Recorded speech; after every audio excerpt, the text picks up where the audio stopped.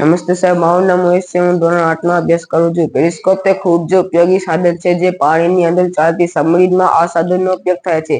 જ્યારે આપણે પાણીની અંદર રહીએ ત્યારે પાણીની ઉપરની વસ્તુને આપણે આ પેરિસ્કોપની મદદથી જોઈ શકીએ છીએ. આ પેરિસ્કોપ પ્રકાશના પરાવર્તનના નિયમ ઉપર કાર્ય કરે છે. હવે અહીં જો આ પેરિસ્કોપ છે, અહીં 90 ના ખૂણા પર કાચને ગોઠવવામાં આવે છે. અહીં નીચે બીજી કાચને ગોઠવેલો હોય છે. હવે પાણી ઉપરની વસ્તુને પ્રતિબિંબ જ્યારે પ્રથમ કાચ ઉપર પડે ત્યારે તેમાંથી પરાવર્તન પામીને બીજા કાચમાં આવે છે. અહીં નીચે આપણે જોઈ શકીએ છીએ. આભાર. જય વિજ્ઞાન. બહુ સરસ ઉવેશ. આપણે ઉવેશે ધોરણ 6 ની અંદર જે 8મો પાઠ પ્રકાશ છે ને, એ પ્રકાશની અંદર તમને એક હેડિંગ ઉપર બહુ સરસ ઉપર એક હેડિંગ આપ્યું છે અહીંયા કને કે જાદુઈ સાધન.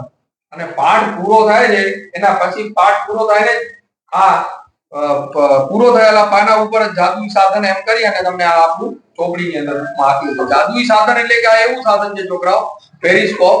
અહીંયા તમને પરાવર્તનના નિયમના સિદ્ધાંત પણ તમને ખૂબ સરસ રીતે સમજી શકો છો.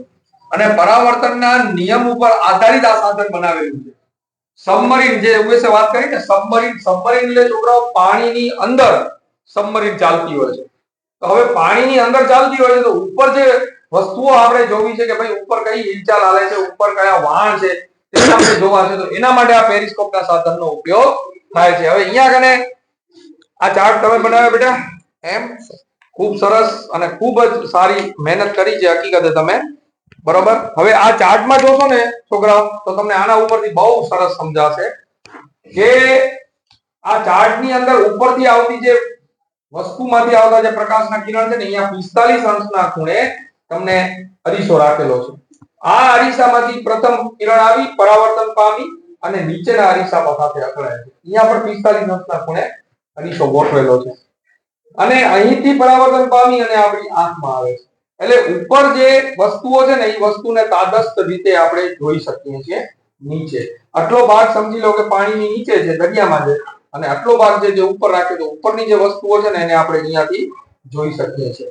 અને ઓએસઆઈ નો મોડલ પણ તમે સરસ રીતે લઈ આવ્યા છો, પોતાની રીતે બનાવ્યો નળીમાંથી કાપીને, તો બહુ સરસ છે.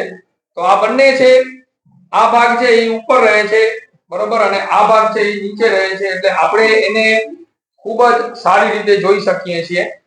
આ આટલો ભાગ પાણીની નીચે હોય, આટલો ભાગ પાણીની ઉપર હોય. તો તમે જો આ અરીસામાંથી તમે જોશો ને તો ઉપરના ભાગમાં દેખાતું જે ટીવી છે એના ઉપરનો ભાગ છે એ આપણે આની અંદર જોઈ શકીએ છીએ.